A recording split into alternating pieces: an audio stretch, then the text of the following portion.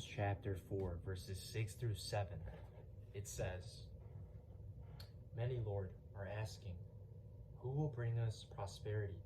Let the light of your face shine on us.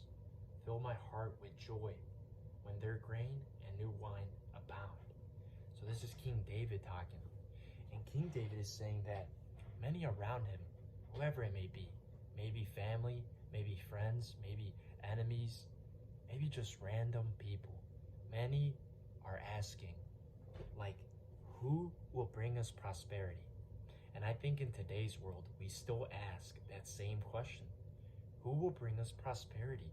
Who can fill this God-sized hole in our heart? What can make us happy? And a lot of people turn to wealth. A lot of people turn to material possessions. A lot of people turn to deceitful things, sinful things, to feel happy, to feel prosperity. But in reality, prosperity, meaning true happiness, comes only from God, only comes from Jesus. And that's what King David wants to tell you.